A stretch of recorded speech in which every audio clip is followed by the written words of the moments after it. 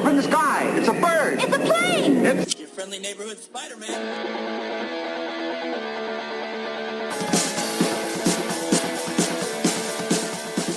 The Watching Comics podcast is in the house, or maybe in your ears in a totally appropriate way. Whatever it is, we're here. Jake, what's up? Not a lot. How are you? Yeah, I'm good, man. Well, are you in the part of the state that's been destroyed?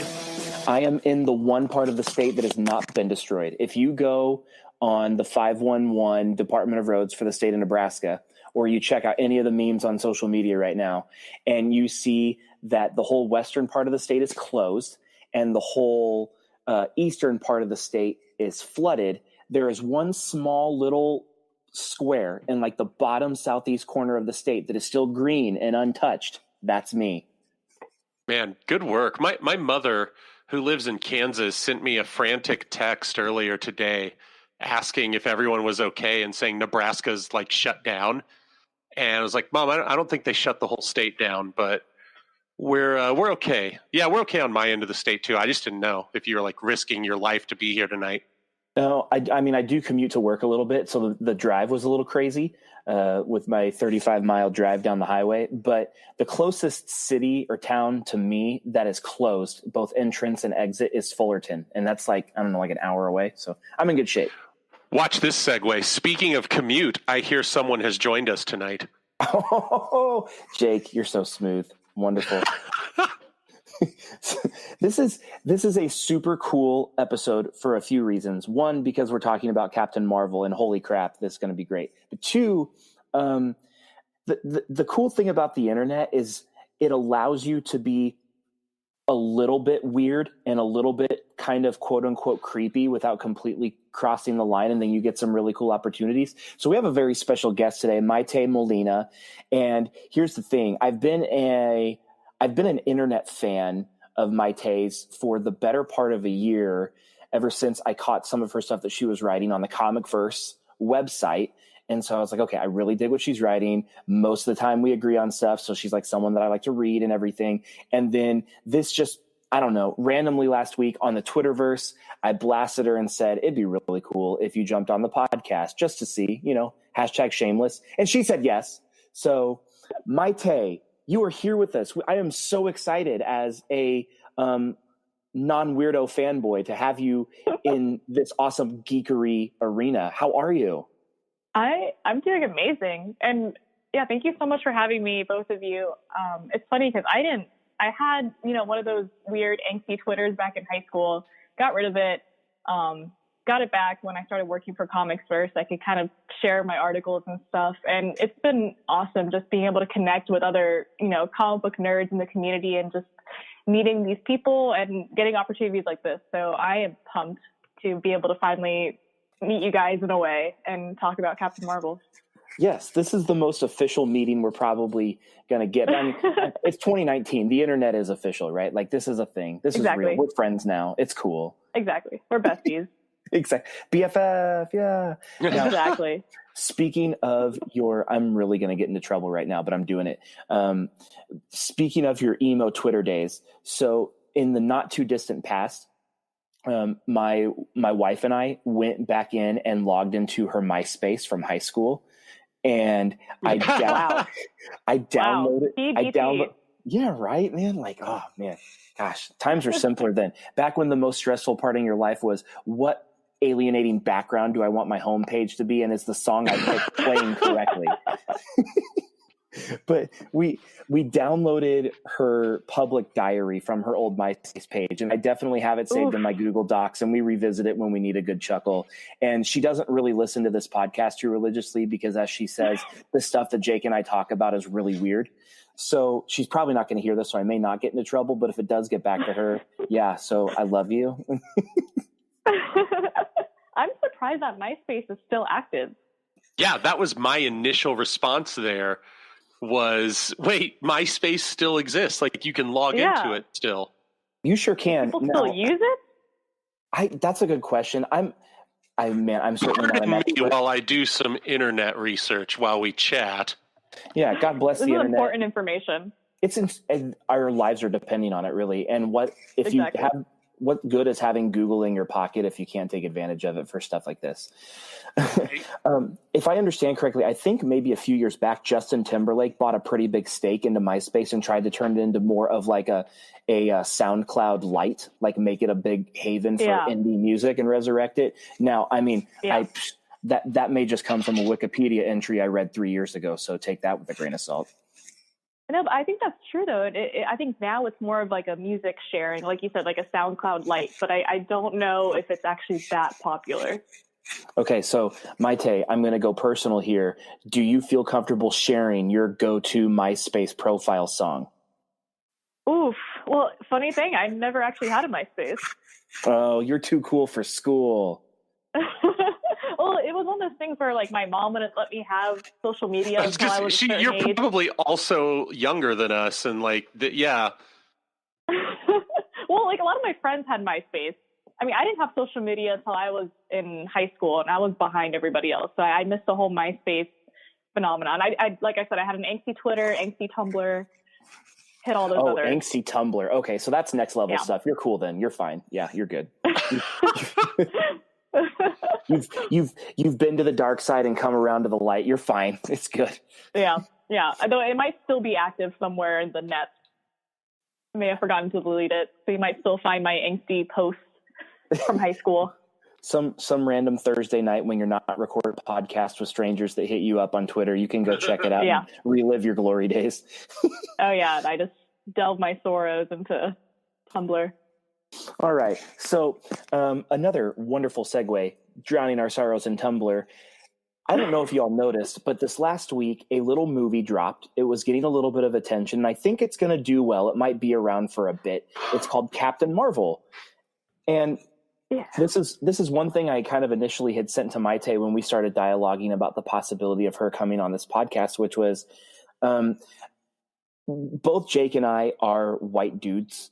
So whether we're jerks or not, we can't change the fact that we have been benefit of privilege. That's just the reality of the situation. And one of the things that I love about Captain Marvel, the movie, is not just how good the movie was. We'll get into that. But Brie Larson has really put her money where her mouth is. She has spent the bulk of her career trying to be an advocate for women in the industry, women in criticism, and people of color, and really just celebrating diversity and enhancing the presence of diversity in this entertainment arena. And she really used her platform, I think, for good in this particular instance, where she was, spending the bulk of her exclusive interviews about this movie with female criticism or critics and female fans, and really encouraging the respective media outlets to send people of color and to send women to go and write the big review coverages of these movies on their websites and in their periodicals and stuff. And of course she got backlash from it because, it's the internet. But at the same time, we Jake and I really wanted to lean into that. And that's one of the reasons why, Maite, I thought this would be a great episode for you to make your first appearance on our podcast, because you clearly have strong opinions about the comic book lore and the entertainment that it brings, as well as carved out a really nice niche for yourself on the internet of saying, hey, it's okay for a woman to enjoy these sorts of things and say astute things about them as well. So what do you think about all of that? Can you just riff on that for a little bit? Because you definitely would have more poignant things to say than we would. Yeah, I mean, that was a great introduction, because I had been following the production of Captain Marvel for quite some time, and I was familiar with Brie Larson before, she was announced as Captain Marvel, and I was always aware of the fact that she was such an advocate, and I always respected her for that, to be such a vocal advocate and really use her platform, like you said, for good. At least I perceive it to be good. I know a lot of people will disagree because of their own opinions, but I digress. But I think it's I mean, as a woman who was into comics at a really young age, at a time when there was really no female representation in film or, television, to be a comic book fan at a time where you have an actress who's really just embracing her role, and to see people really be passionate about these characters and lining up to the movies to see them play out on the big screen. I mean, the same thing happened when Wonder Woman came out, and I'm in the theater and I see her come out in her costume for the first time, and I got really emotional, and I didn't really understand why. And I just kind of realized, like, I'm living in a time where this is happening. And I was watching the Captain Marvel premiere a couple weeks ago, and there was a moment where Brie Larson interacted with a bunch of women who had served in the Air Force, and some of them were actually dressed up in Captain Marvel costumes. And I mean, that was just, I don't know if, I'm assuming you guys saw that. It was incredibly powerful. And it's the type of thing where I appreciate how she acknowledges that this is so much bigger than just another movie in the Marvel Cinematic Universe. It's definitely part of a movement. Oh my gosh, that's a perfect way to say it. That really is. It is. Really well said. It's bigger than popcorn entertainment. It's a movement for a myriad of reasons. And I don't know. I love it when we can meld things together that are both good. Like it's great that it's high quality blockbuster popcorn entertainment, but it's also like, it's not a mutually exclusive thing. Being a part of a movement and being entertaining at the same time, it's cool to see those together. Exactly. And I actually, after watching the movie the next day, I went to see my mom, and I was telling her about it. And I was saying, the film had a very different effect on me than other Marvel movies had. And I mean, obviously they had a lot of elements of a Marvel film with the humor and, aspects of the scope. But for me, I came out of it just feeling really, really happy. And I just think it's because I kind of felt the passion that went into it. And I think that came in from the directors, the writers, and of course, Captain Marvel herself, Brie Larson. And I just, again, it was, I don't know. It was just so powerful to see also the direction the film took. It was a lot more character focused than I anticipated. And I like that because, I mean, as a young woman, I saw myself as her. I saw myself identifying with her setbacks, her strengths, her victories, her losses. And again, like I said before, it felt like a part of a movement. It felt like it was transcending that Marvel formula for something greater than, what it is. Oh my gosh. So much richness there. There's a lot to unpack, and there are a couple of details I definitely want to explore with the movie. One thing I do really love about the premiere too was, like you were talking about with the Air Force component and some of those folks that were going. I'm a big fan of the WNBA, actually, and one of the other cool things that they did about the premiere was they had a couple of the WNBA teams come in as VIP guests and get their picture taken on the red carpet and go through the whole premiere experience as well too. And I follow WNBA on my Instagram and everything like that. It was really cool to watch that get uploaded on real time, because it's not unheard of for someone like LeBron James to go do something cool like that. But exactly. But incredibly talented athletes in the WNBA don't get those sorts of opportunities as well. And it's like, well, why wouldn't they? And this is a perfect opportunity for them to celebrate, just like you said, the growing movement of just greater popular entertainment leaning into the feminist movement. Yeah. And it's not just, and what I appreciate the most about all of this, it's not doing these things just for the sake of doing them. Like, you actually see these people care. I mean, they're going out of their way to have these people come to the premiere and show their appreciation. And I mean, you just see the rippling effects of it all. I mean, I'm seeing all these tweets of little girls looking up at the giant, Captain Marvel poster. And for me, that's just so inspiring. Gosh. These little girls can dream of being superheroes. And I think that's an amazing world to grow up in. I've said this before on the podcast, but just Wonder Woman was so huge for those same reasons, like you mentioned. But I love that my little 2.5-year-old daughter will only grow up in a world knowing where movies like Wonder Woman and Captain Marvel exist. And it was this cool, full circle thing for me, because it's I can't wait for my daughter to be old enough for me to introduce these movies to her. But also, I remember going to see Wonder Woman in theaters with my mom, and my mom just wept during the No Man's Land scene.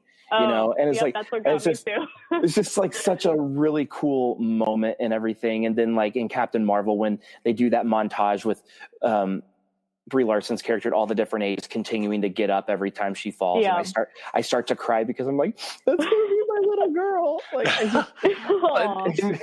that's really where the movie. True, yeah, and that's like for me as a man, it's this thing where like I don't want to walk in and like I want to be there and I want to be on the sideline cheering and saying awesome, but where it really connected with me and where I had my moment where I felt just the tiniest bit of ownership on this whole movement was as the father of a little girl.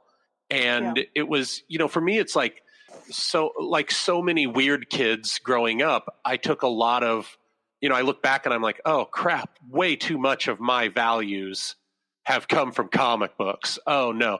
And I look at like, with my son, it's, there's this really easy thing to be like, Spider-Man had this impact on me and Batman had this. And it's really cool to be in a time, like you guys are saying, like, it's really cool to be in a time where I've got a really solid collection going of Miss Marvel comics for the Kamala Khan that I absolutely intend to like show my daughter soon. And, as soon as I'm sure she won't rip the pages apart while she's looking at them. And like, as I watched this movie, I thought, yeah, this is absolutely like what I want to show Matilda in a couple of years. Like, this is what I want her to see. And so that's really for me, without getting too sappy emotional about it, because I can go that route real quickly. This for me was really where my... Yeah. Well, because, for me, it's like, it's important to step back and say, hey, white dude, I've had plenty of hero moments on film. I'm going to let somebody else have it. But at the same time, as the father of a girl, that was that moment where I was like, yeah, this is awesome. There's something that she can be a part of now. And I feel great about that. Okay. So before we jump into the next segment, I just want to, Maite, this is one thing we do whenever we review a movie. I make Jake give me like a 1 second summation of his thoughts. So I want Jake to do that. And then Maite, I'm going to have you go as well too. And it'll be really interesting to see if Jake hated the movie or not, because it'll put him in an awkward position. Because I don't know what he thought.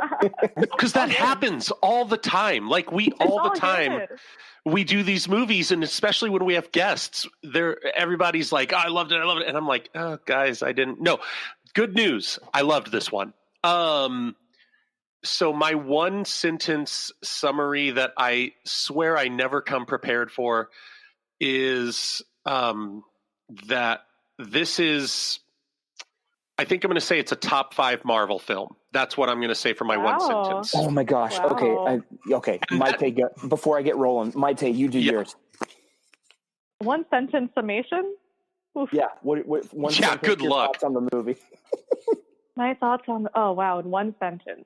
I'm so used to writing these out in like really Make long. Make a really big run-on sentence. I know, right? Oh, 5,000 words. I don't know if that'll be enough. It's just. I guess the one thing that keeps coming to mind is that Carol Danvers is a complete and total badass, and I don't know. Well said. I mean, I guess I loved it. I mean, I thought it was an awesome movie. This made me fall in love with Carol all over again, like it is in the comics. That's okay. Yes, perfect, wonderful. I'm so glad that we're all on the same page. I wasn't worried that someone was going to come in here and just gaslight the whole thing, but at the same time, after that movie. And I was like, okay, Jake's going to be on. I think Maite's going to join us and everything. I was like, maybe I'm being selfish, but I just want all three of us to talk about how great it was. That's just really what I want to do. So I hear what you're saying. You were worried I was going to screw everything up. That's okay. Yeah, there it is. Jake read between the lines. Thank you, Jake. Okay, so here's the deal. Eventually, I want to get to, maybe at the end of the episode, we just rattle off our top 5 favorite Marvel movies now that are, but I'm going to give it time to percolate, because that's really where the Twitter hot takes come out, right? Like, boom, there it is. So, but, okay. So I don't know about you guys, but there are 2 movie podcasts that I listen to besides our own. And there are a couple of trusted outlets that I like to read on a regular basis.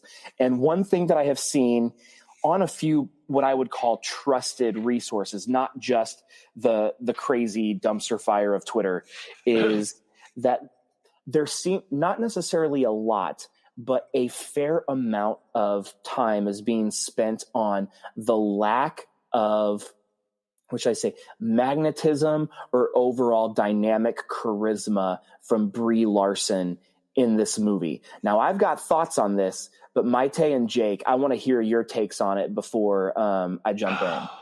I've got thoughts on, I don't know, like, you're the guest. Go first, because I'm going to shout. I want to hear you shout. I feel like you have all this energy. You just need to go for it. I don't know. No, you should go first, because I'm worked up about this. Like, it's like, what are they talking about? First of all. I agree. I mean, I think when it came to this movie, I feel like there were so many people who would just love to criticize anything, no matter how it went. If she was, I guess, like a total, humorous character, then people would have been, just criticizing that. Yeah, the other end, people would have criticized that either. You can't please everybody, especially people who just refuse to be happy about, a movie such as this. Yeah, I think you're right. I think that, I'm not the type where I'm going to pick, unless somebody does something really vile, I'm not just going to like pick out a writer and point at them and say they're wrong. But like, I have read some articles to this effect, and I do get the vibe that there's just like, there was a determination to criticize. And I guess I'm going to be the one who says it, and I'm at the risk of sounding overly sensitive, which I try really hard not to be. But I do want to ask the question, if Chris Pratt read those exact same lines, would people be saying that? If, I think that there's this very clear sexism involved there. Am I off base here, guys? Or like, I think not that at all. It's just very clear to me. Words like non-dynamic, it's things like why don't they just say she should have smiled more? And because people did. Right, exactly. Yeah. And I just think she was so dynamic. The character was conflicted, and the character grew right in front of our eyes, and she had depth that you don't expect in an origin film. I mean, and that's one of my big takeaways, is what a great origin film it was. And it was just such a well done thing. Like, I just can't wrap my brain around that criticism, because this is a freaking Brie Larson is a legitimate actor, and this is man. Yeah, so let's just think about for a second of, like, yes, save me. We are saying that, or not we, other people are saying that an Academy Award winning actress from arguably the most emotionally profound movie of the last 5 years, probably not named Roma, is starring in a movie, and we're calling her stale. Like, the level of ignorance and it's just staggering for that. And especially, like, just that in and of itself is staggering. But then it also, I don't know, I keep coming back. Like, Jake, you know me, I'm all about story and narrative. You know my background. And to me, I just want to say, like, okay, other than the sexism thing, other than the fact that she's Brie friggin' Larson and she should earn your respect regardless, and just, even if she was like a little muted, like, give her some grace. But two, like, okay, did anybody pay attention to the movie and the context of the story and the characterization that she was going through? Like, yes. Did anyone else watch a 2-hour movie where the main character literally did not know who she was, and then the only semblance of emotion she had was being stifled by another character saying, "Don't do that"? Like, duh. Well, that's really well said. Yeah, I'm convinced that these people didn't even watch the movie. I mean, when the first set photos came out of her and the green and black Kree costume, I remember reading comments about it, and most of the comments weren't even about the fact that the costume looked different than its comic book counterpart. Most of the comments were about how the costume wasn't sexy enough. So from that point on, I realized that there was going to be, as we said before, these people that were determined just to hound on this film, and it's frustrating for sure, but then it's reassuring to see how successful this movie is, not just financially, but amongst audiences, and how much people appreciate it. And like y'all were saying before, I mean, this was, in my opinion, one of the more emotionally heavy Marvel films. I felt it was really grounded, and I found that very surprising, because it's a lot of it takes place in space, and it's a cosmic adventure, yet it's all driven by this character who doesn't know who she is. And I feel like that's something that we've really seen in Marvel movies, really.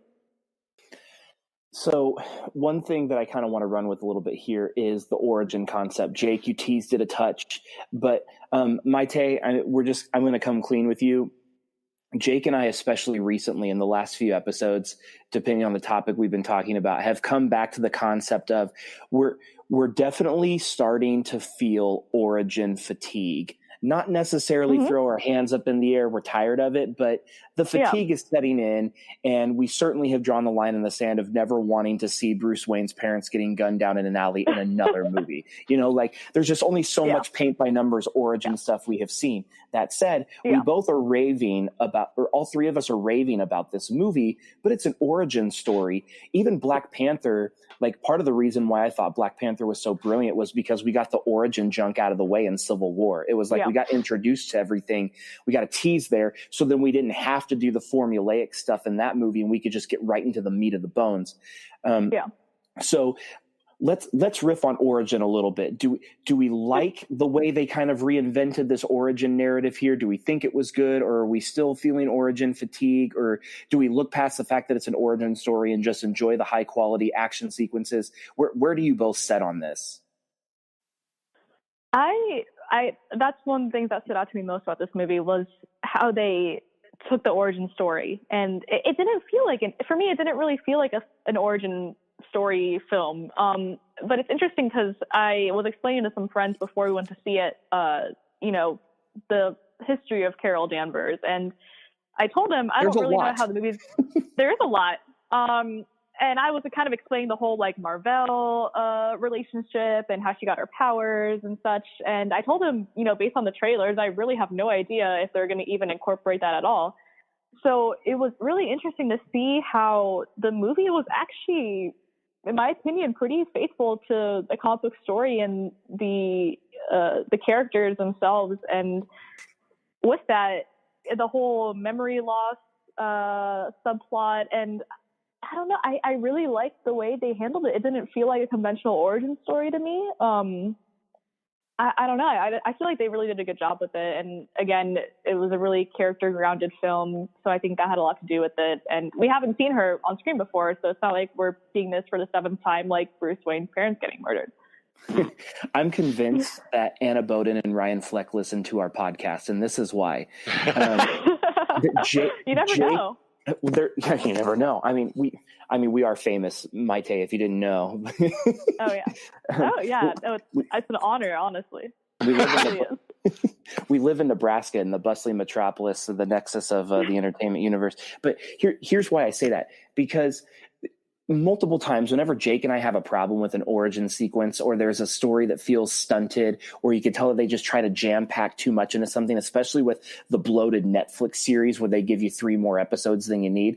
I have said on multiple occasions, like, if you want to do the flashback thing, do it like Lynn Ramsey style in the movie You Were Never Really Here, where it's like you get just these brief flashes, these moments where you have to try to piece it together, where it assumes the audience is intelligent. You get enough to piece the pieces together, but you're not just going back and doing a 7-minute scene of this in the past and then going back and forth and everything like that. And then when they started giving me those flashes of the Guns N' Roses, karaoke, the hanging out at the hangar, all that sort of stuff, but it's just like little moments, and they're 2 or 3 seconds and everything. I was like, oh my gosh, this is it. They heard me. They knew. This is Can I say, while you're bringing that up, one of, I thought, the smartest bits was the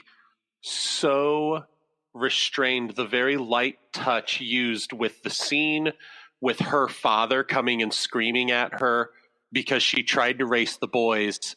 That in an alternate universe, in a darker timeline than this, there's a version of this movie that's all about Carol trying to please her father. And it could have become that very easily, but they so intelligently worked that scene in very lightly to provide context and to provide character growth without letting it become the story. And Yeah. I mean, maybe even one more scene with that guy could have let it become the story, and suddenly Jude Law is a stand-in for that guy, and there's all these things in it. You just can't have a movie like this defined by the men. And I thought that was one of the most intelligent, subtle touches in the film. I really appreciated that. That just came to mind as you're saying that, Mitch.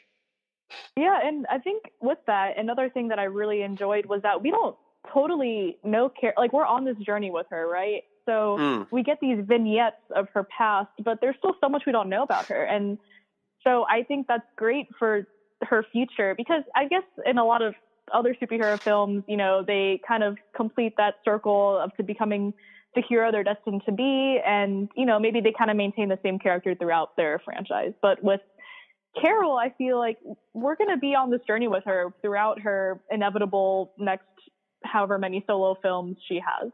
And I think that's really exciting to think about. I think what is a key point that you just illuminated, Maite, which was, I'm glad you brought this up, because I actually thought about this the other day, but I didn't write it down, and I wasn't thinking to talk about it. So thank you for triggering that. It's basically, we're almost exclusively shown this movie from her point of view, which is, and I don't know, maybe I keep coming to Black Panther just because Black Panther is at the top of my Marvel movie list, and it was of the same cloth, which is it was incredible, entertaining, but it means so much culturally at the same time. So I'm drawn to comparing these two, and I'm not saying that Black Panther is worse than Captain Marvel because Ryan Coogler's the next Steven Spielberg, but that movie was like, you got just as much Killmonger POV as you did T'Challa's POV. Another way where they slowly turned the origin concept on its head just enough was, if we're really going to play with this memory loss, what is my identity sort of thing, it's a lot more believable and appropriately disorienting for the audience if you're seeing it from Captain Marvel's mind most of the time, instead of getting the backstory behind everybody at the same time. Yeah. Well, and it followed, by making it from her perspective, doing the origin the way they did, I think it followed a more modern storytelling method than you see in a tradition. Like, let's look at it from what it is. The way that we do origin stories in, you know, let's say Doctor Strange for me it's not a bad movie, but it's kind of my standard for where I realized I had origin fatigue. Because that's the movie where I was like, this should have been a lot of fun, but for some reason I feel like it was a chore. It was paid by numbers. It was checkbox. It was checkbox origin, which was, here are these cool characters, but in order to give them a good first movie, we've got to have this, and this. It was like the rom-com treatment for the movie. Formulaic. And it's following a template that was laid out like almost 40 years ago with Superman, you know? And I'm not trying to say there's anything wrong with Superman, Batman, Iron Man, you know, Lord knows I love those movies. There's nothing wrong with all of those, but it's the same way that I read a lot of novels, and I recently tried to read a book that was released in the early 90s that people have raved about my whole life. And I picked it up and I just couldn't get through it because it was a good book when it was released, but these days that's just not how you introduce a story. And I felt like Captain Marvel was kind of a recognition of that maybe the problem isn't origin stories. Maybe the problem is that we hadn't bothered to update the template in 30 to 40 years. And so now we look at it from a very modern 2019 way of doing things and of telling stories, where we drop people into the middle of the action and we let them go on the discovery journey alongside the hero. And I thought that worked so much better than if we had done this through that template that Iron Man followed so well, that, you know, so many movies have done so well with, but is starting to get really worn at this point. And I just thought Captain Marvel felt fresh, and it didn't reinvent the wheel, but it did kind of give us a new look at it. It gave us a new way of doing an old thing. And I think that's brilliant. I think that that's one of the best things that someone can do in storytelling is take something that should be old and make it feel new. And it was so refreshing, and it made the movie so much more exciting for it. And so I'm all in on the origin thing. I'm suddenly wondering if we couldn't do a few more origin movies if we did them correctly. I think that's an awesome perspective I didn't even think about. So, I think that's fantastic. Okay, so maybe just a couple minutes. I don't want to get completely down in this hole because we could probably spend hours here, but I feel like it's worth mentioning. I mean, we all have eyes. We can't help but notice that anytime Captain Marvel is being mentioned in a review sense in this last week, in the same breath, Wonder Woman is being listed as a counterpoint as far as comparison is concerned. Maite, do you think that that's more because of we simply don't have enough examples to do that yet, and so this is just naturally what we do? Or do you think it's unfair to Captain Marvel to have just about every piece that's written about this movie end up back at the Wonder Woman ramp? Yeah, I mean, I'm not going to lie. I do get irritated by always seeing the comparisons just because they're, I guess, the two most prolific female-led superhero films because, you know, everyone's forgotten about Supergirl and Elektra, I guess. But and for me, when pour one out for Elektra. Honestly, though, yeah, it's still too soon.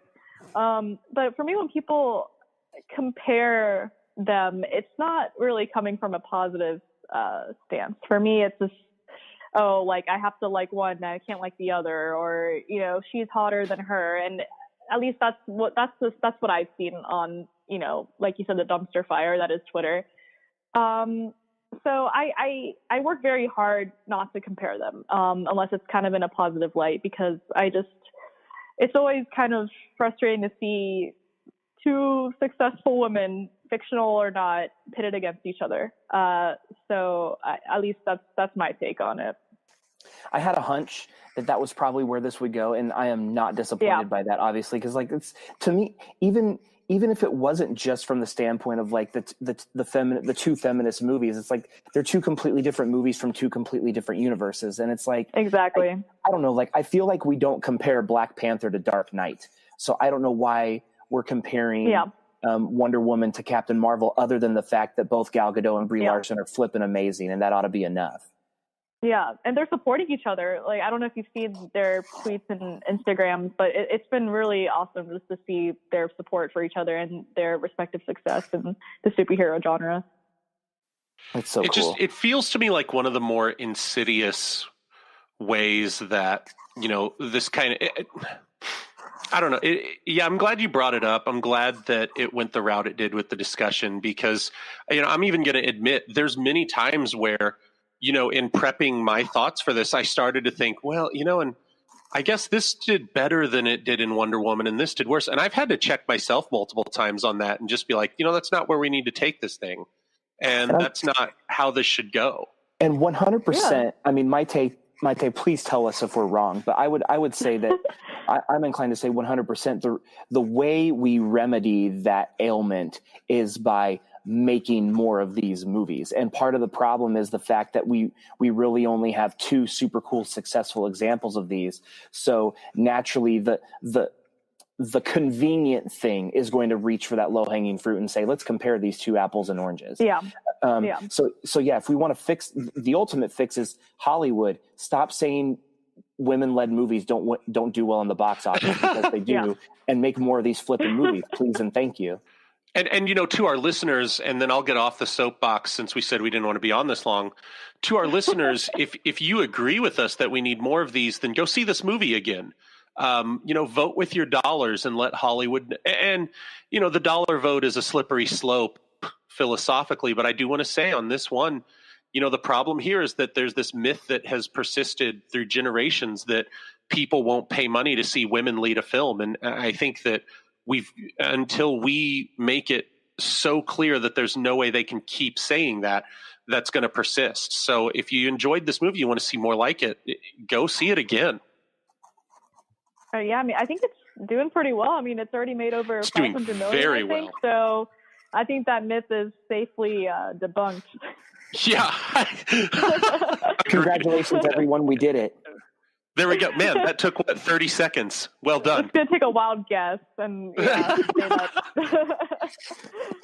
All right. So, Jake, Maite, I want to give you both space to give me your favorite moment or performance or thing from the movie. I'm going to give each of you just a few minutes to say, like, okay, the movie was great, but this one thing was next level hilarious or just plain awesome or whatever. So Jake, what is your one big takeaway from the movie?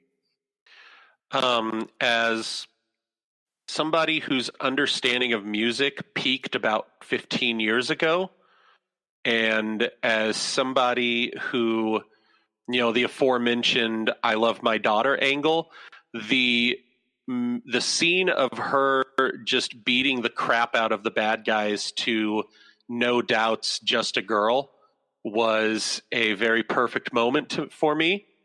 I enjoyed that, and I don't know. I can't give you normally I try to have all these well-reasoned arguments and everything, but all I'm going to say is I like that song and I like this movie. So good work. I've got a soapbox about the soundtrack for this movie, but I don't want to get on it until I give everyone space to talk about the awesomeness of the music in the movie. So, Jake, did you want to add anything else to that?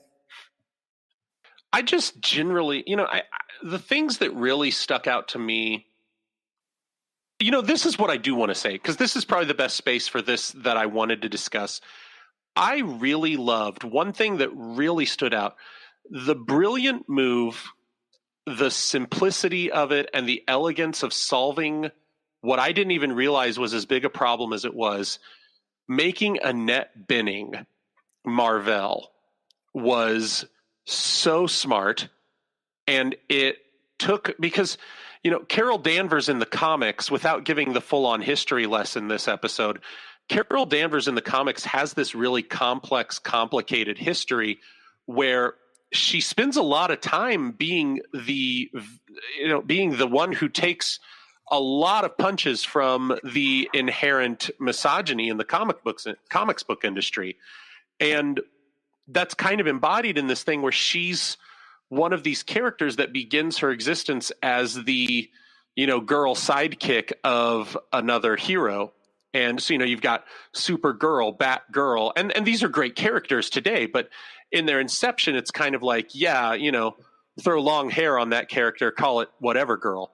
And Miss Marvel was that, and then became, in this brilliant moment, Captain Marvel. But to change Marvel from a man to a woman is so smart. It's so elegant. It messes with the story in no negative ways. And it just really diffuses a lot of the problems at the core of the thing. I thought it was really smart. I thought it was really great. And I really loved that. I'm so happy you brought that up, because that scene where you find out that she is Marvel, I literally almost got up out of my seat and just cheered. And it was funny because like I said before, I had explained to some of my friends who don't read comics kind of briefly, some tidbits about her origin and, a little bit about Marvel. And it was so cool to see how they tied that into this. And I thought that was so incredibly satisfying. And like you said, such a very just well done. And because, before the movie came out, we knew Annette Bening was going to be in it. And obviously she's a fantastic actress. So I was wondering, who could she possibly play? And it never crossed my mind that she'd be Marvel. And I think that was an awesome and epic surprise. And I can't wait to watch the movie again and relive that moment.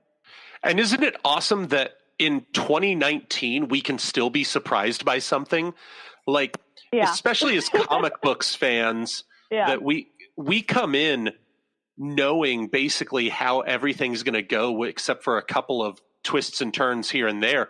And to be surprised by that was fantastic. I loved it. Yeah, I 100% agree. Okay, so I want to soapbox on the music just for a couple of minutes, not to diminish anything that you both said about Annette Bening, because it is really cool to think about that we have people we have powerful Titanic women like Annette Bening, Nicole Kidman, and Diane Lane, and Robin Wright in all of these comic book movies. Michelle Pfeiffer, that's I don't know. I'm kind of at a loss of just how ridiculously marvelous that is, and how I kind of wish that there was like a crossover for just those amazing women to just do something cool in their own comic book movies. But okay, so here's the thing. Maybe I'm just not in the right vacuum or not, but one of the podcasts that I listen to that I generally am a big fan of is The Big Picture from the Ringer Podcast Network. And Sean Fennessy is a brilliant fellow, and Amanda Dobbins especially is, I think, just about as good as it gets from a movie and television critic standpoint in the internet age. She is phenomenal. But I have a bone to pick with both of them. When they reviewed the Captain Marvel movie, they spent so much time on the phoniness of the 90s aura that they brought into this movie that is the same concept of like, did you even watch the movie? Because it's like, it's a popcorn comic book movie. It's supposed to be that way, right? And then I don't know, and then another outlet, I read an article about how they're just really ripping about how on the nose the music was. And that really irked me, because I kind of feel the same way I talk this way about the same way I was talking, Jake, to you about Spike Lee, which is I feel like we're not fully addressing the fact that we're still not completely comfortable with a female-led version of these sorts of things. Because if you want to talk about on the nose, thinly veiled, quote unquote statement or symbolism made with music in movies, it does not get more overt or hammer over your head than Martin Scorsese using friggin' Rolling Stones in every single movie that he does during a drug trip out bit. And we praise Martin Scorsese for being one of the best 20th century auteurs of cinema. We praise him for being versatile and being one of the last greats of movie making. And I don't understand what we had in Captain Marvel with Bowden and Fleck's decisions to use music in the same way Scorsese does. I don't know why people are all of a sudden throwing that under the bus, when if Martin Scorsese would have done it, we would have been singing his praises. Am I off on that? Honestly, I guess my only complaints about the movie was that there weren't more like 90s boy band songs. We didn't get I Want It That Way, and that was kind of a shame. I was honestly waiting for that. Not a single NSYNC. I'm sorry, Justin Timberlake's out there, guys. You can't rewind his looks. It could have been done very easily. A cameo could have happened there. You know they have the budget. Right. I don't know, because I don't know what everyone wanted from the 90s thing. Like, we knew a certain amount of the film was going to take place in outer space. Like, so how much 90s do you want there? And then, I don't know, Holla probably wasn't getting 9 Inch Nails records. And I just think that, I don't know, she wore a 9 Inch Nails shirt. They said grunge. She crashed into a Blockbuster. They had some songs. I don't know what else people wanted. Well, I feel like that's straight out of a comic book, right? Like, it's supposed to be like, I wrote this in my brief Twitter response after immediately watching the movie, was like, it was the perfect amount of campiness mixed with earned moments of poignance in this movie. And part of that campiness is like, if you were going to read a comic book version of this exact movie, but you didn't know the movie existed, when she came crashing through, I could totally see the panel of her discovering that she fell through the roof of a Blockbuster. That's vintage comic booky of a white security guard listening to Salt and Peppa in his car. Like, that is straight out of a comic book to me. So I'm like, it's both a proven trope of movie making that we have approved with other filmmakers, and then two, it's straight out of the arena that inspired the movie itself. I don't know. I don't want to get too terribly annoyed, but it bothers me that people can't connect those dots that we are clearly connecting, everybody. Well, and I think that didn't think it was overdone. I didn't think. Yeah. Too much more would have been overdone. Like, the movie, I didn't buy a ticket to see 90s, the movie. I bought a ticket to see Captain Marvel, and it had some delight. I don't know, just as a child of the 90s, somebody who watched Doug on Saturday mornings, I'm telling you, they nailed it. It wasn't too much. It was there, and too much more would have been obnoxious. So I don't know but people are just, I don't know, haters going to hate. I don't know what else to say. Haters going to hate. Man, preach it, Prophet. Okay, Maite, what is your one big goodie from the movie? If for music or in general? Just in general. I guess. Jake, Okay. Jake gave his. The floor is yours. Blow the doors off the joint. Okay, well, real quick though, the "Come as You Are" Nirvana moment was pretty cool. Annette Bening wearing a leather jacket and jamming out to that song in an ethereal cloud-like space was kind of perfect, and everything I needed in my life that I didn't. I just regret that I was sober for that scene. I didn't know I needed that until I saw it. Injected into my veins. Exactly. Yeah, I mean, I don't know, there were just, I guess on the grand scale, I loved going on this journey with Carol and experiencing her past and her memories with her. And I know I've said it so many times on this podcast already. I love how character driven this movie was. It just, again, I love Carol Danvers in the comics, and I just fell in love with her again in the movies. But I guess specific sequences, maybe the obvious one, but just the scene where she just kind of taps into her full potential it was powerful. And I mean, no pun intended, but it was just I found it really poignant. And I think the score from Pinar Tolkien, I think is her name.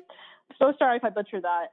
It was perfect. And just seeing her just ignore everything anyone else has ever told her about holding back and not, following her ambition, and just seeing the montage of her, like you mentioned earlier, falling and getting back up, all tapping into that moment where she unleashes her powers. I just thought that was so awesome and so emotional as well. I admit I got emotional in that scene, but I just thought it still overwhelms me. I can't wait to experience that again when I see this movie again, inevitably.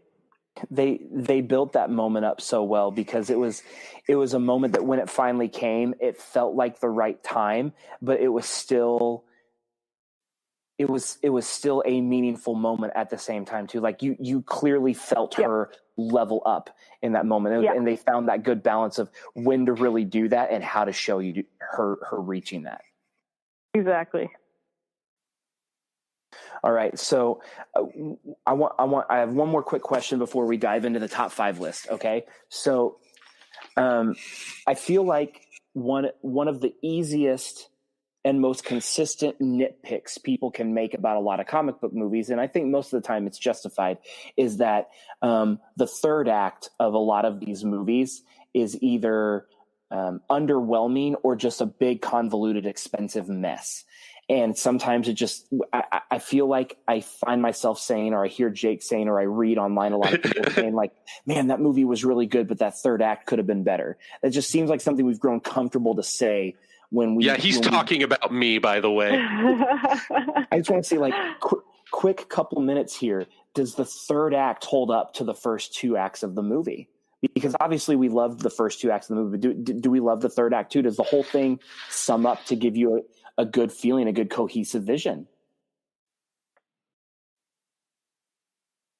Yeah, I mean, I thought so. I was actually concerned that third, because since the first 2 acts of the film I felt were a lot smaller in scale than the third act. So I was worried that when that big climactic action sequence and the resolution was going to unfold, that it would feel really disconnected.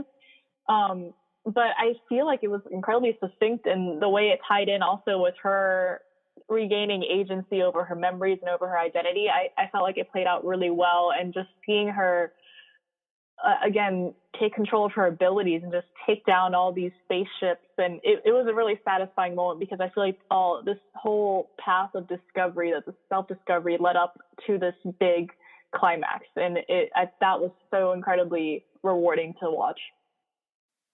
I felt the same way. I felt the third act was pretty seamless and right on par. I don't know, like I didn't have a single disappointment, and I was pleasantly surprised by that. Yeah, I think for me, the third act is always a question of, do the big actions at the end, are they earned through the little actions earlier in the movie? And I thought they were. I thought that all of the themes and all of everything that we had started to build up to in the first 2 acts, it was all there. in the end. And in those big moments and in her coming into her power and realizing that, they're holding me down. They didn't give me anything. And, her realization with the Kree and her understanding of who she is and all of those different things. I thought all of that was earned earlier in the movie, and it just made those big moments, those big flashy cinematic moments, that much more fun when they had been earned. And I didn't have to sit there and like them in spite of something. I got to enjoy them because of something. So, yeah, I thought that the movie had a really good payoff. The third act, I thought, was one of the great strengths. All right. Good. Another consensus. Look at us all playing nicely in the sandbox. Okay, so can I be the Grouch with one thing? Before we go to the end, can I just say one thing I did not appreciate? Yeah. If you wanted the cat to be black instead of Tabby, get it, Jake. But so close. Listen, in the comics, that cat's name is Chewie. And I'm not normally that guy, but we really renamed it in a tribute to that volleyball movie that everybody else is so obsessed with. Like, I just do it was not like a rights get... issue. Oh, okay. Which is weird what? because of Disney. They own it. Oh, that makes me even more yeah. disappointed. Just walk across the street, guys. No, it's funny because I actually kind of share the same little gripe because I have all these people now who are like, oh, I love Goose, and I'm like, that's not the cat's name. Yeah, I'm like, I want to fight that Flurkin in space, thank you very much, okay? When his name was Chewie. Yeah, and she's a mother. There's only one Goose, and he died in Top Gun. Spoiler alert. I've never seen Top Gun, right? Me neither. Yeah. All right, so there's that. Okay, so this is it. Top 5 time. Captain Marvel was really, really good. And I have a feeling most of us, if not all of us, are probably going to be placing it in their top 5. That's why I wanted to see if we could revisit this.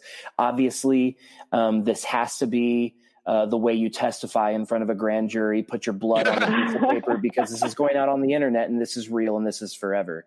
So, Maite, guest of honor, comic book extraordinaire, and feminist icon.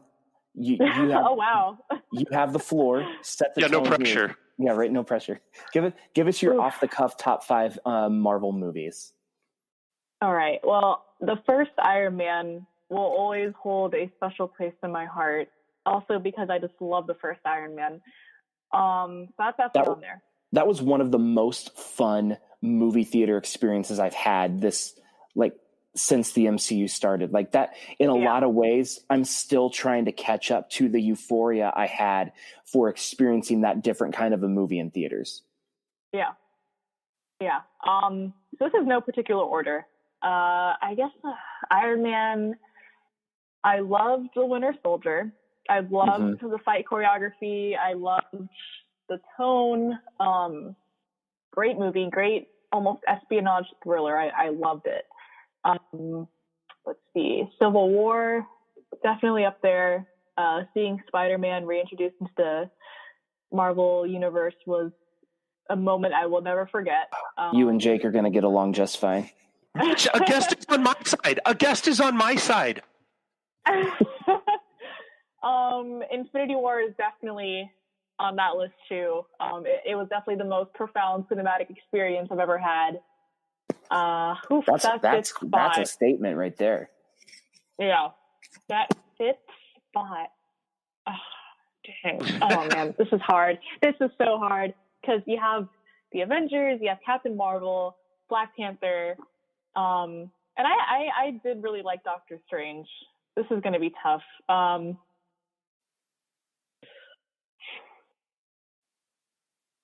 hate that you put me up to this first. Can I say that I thought Doctor Strange is the rare movie that its third act is the best part and the rest of it needed to catch up?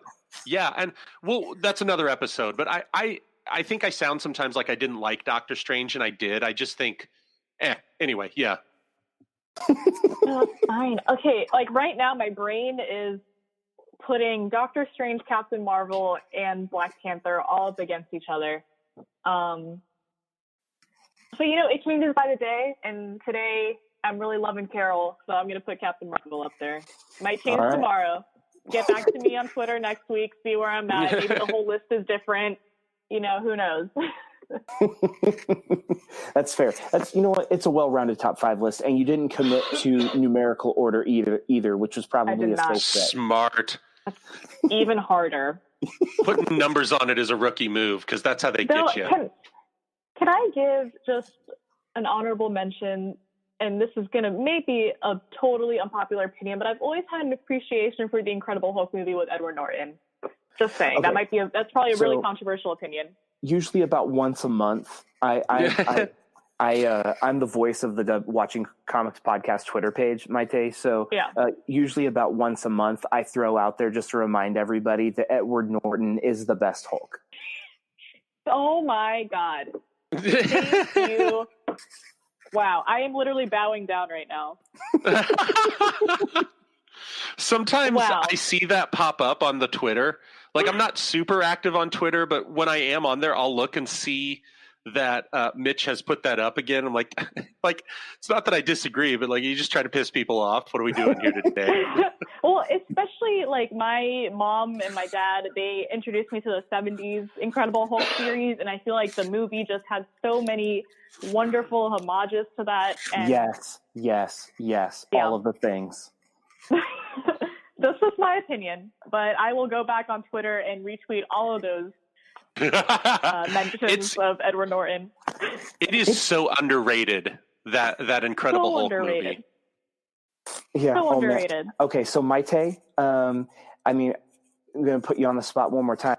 If you didn't absolutely hate your experience on this podcast, then if you would like to make another appearance, then we should make that the Incredible Hulk episode, and where we just talk about that movie. I am 100% in. That sounds like a great time. Another great Thursday night. Yes, sweet. All right, we'll make it happen sometime in the very near future. Okay, awesome. Jake, it is your time. Your time to shine, buddy. I also refuse to assign numbers, but I will say that there's Spider-Man Homecoming's your number 1, right? It's not, and I want it to be.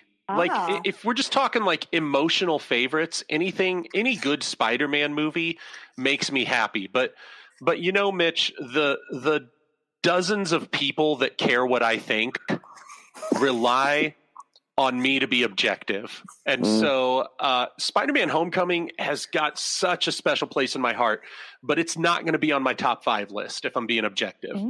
Ooh. I know, it's tough. So for me, the top tier, the ones that, it shifts what's number 1 through 4, but there are 4 that stay top tier for me. And those are Iron Man, Winter Soldier, Guardians of the Galaxy Volume 2, and Black Panther are the 4 that really... it never ceases to surprise me. I don't know why. It's like the 5th time we've talked about this, about why I'm so surprised that you think the second Guardians is better than the first. Like, they're both good, but it's so weird to me, man.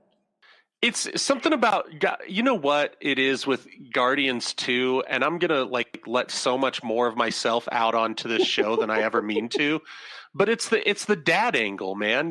That stuff gets me. That's true. And that's true. That's totally what it is. It's because they're really, if you want to break it down, I think they're completely equal films that are both just as awesome. And it's just that angle on number 2 really gets me where I live. So I put those 4 in my top tier, and I think Captain Marvel has firmly locked itself into the top of the second tier. So I'm going to say it's number 5 today. And I mean that as high praise. Like, those top 4 are completely untouchable in my mind as just movies I can watch at any time for any reason. And that second tier has some great movies in it. And right now, Captain Marvel is sitting atop the second tier there. So that's where I'm going to end my 5. 100% fair. That's solid. I'll rattle mine off really quick. I typed them into my phone so I wouldn't forget. Well, yeah, you ask the questions. You came ready. Yeah, man. I'm running the ship. We're so organized with our production meetings and everything. I believe it. It's a text. It's a text that says, "What are we doing this week?" Okay, so my top 5. The only one that I have deadlocked in a position of numerical order is Black Panther. I just have that in the number 1 spot. I have a hard time believing that anything's going to be thrown that for me, because I on a greater standpoint, I'm putting Black Panther in the conversation of the short list of greatest comic book movies ever made. So if I'm doing that, then it sits number one in the MCU list, period. So Black Panther at the top. Then the other four in whatever order are Winter Soldier, Captain Marvel, Iron Man, and Infinity War. So we overlapped in quite a few. Yeah. Iron Man, objectively, just one of the best, for sure. It is. Like, there's something to be said about hitting a home run and reinventing the game at the same time right out of the gate. Yeah. You set that standard, and you earn a spot at the big boy table then if you can do that. And Iron Man was just such a special movie theater experience. And in a lot of, like I said earlier, in a lot of ways, so much of me is going back to these comic book movies, hoping I can get a touch of that again. Iron Man is like the Dr. J of the comic book films. Everybody forgets how good it was because most of us were thinking about the newer stuff. But when we didn't watch the ABA, you know, like that's just it. You know, we're not 60, but you know, it was the greatest at its time. And it's still the standard everything else is being held to, or put in any old school athlete there. But I think Iron Man is just that. It's that standard by which all others are judged. And some have even passed it, but it's still the standard that they were judged by. Yeah. Well, Maite Molina, it has been an absolute honor to have you. Yeah, thank you so podcast. much. You want to take a quick minute and just give a shout out to your work and where people can find you on the internets, because you are awesome. Yeah, sure. Well, firstly, thank you guys so much for having me. This was so much fun. So happy that we, quote, met over Twitter so we can make this happen. I love comics. And I love meeting people who love them as much as I do. So always such a, great experience to have and to share that with other people. But yeah, for anyone who I guess enjoyed my input and wants to check out more of my stuff, you can check out ComicsVerse.com. I have a variety of articles about any kind of superhero, you name it. I'm just a total nerd. Also on some podcasts, if you want to keep hearing me rant about Batman and etc. So ComicsVerse.com. Once again, thank you guys so much for having me. This was a great time, and I look forward to doing this again. Let me especially shout out your piece you wrote a few months back on Kingdom Come for ComicVerse. Kingdom Come has a special place in my heart. It's been cataloged on this podcast many times. We can rehash it at another moment. But anyway, like if you're looking for a good starting place, selfishly, I would say that one is top drawer. Yeah, it's a fantastic work. The art is just legendary. The story is honestly unlike anything that you'll ever read. It truly stands alone. So yeah, definitely check it out. For sure. Well, that is another episode in the can. Boom. So be sure to check us out on the Twitters at Watch Comics Pod. That's comics with an X at Watch Comics Pod. As always, massive shout out to our lovely home base, the GeekDad Podcast Network. It is the coolest place with the coolest people. We're happy to be a part of what's going on over there. And let us know your thoughts on Captain Marvel. And if you liked it, let us know. If you didn't like it, let us know, and we'll tell you you're wrong. Either way, the internet is a cool place.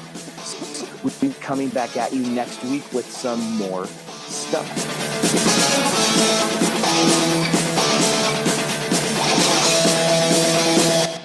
This podcast has been a production of the GeekDad Podcast Network. If you've enjoyed this content, please consider supporting us at patreon.com/geekdad.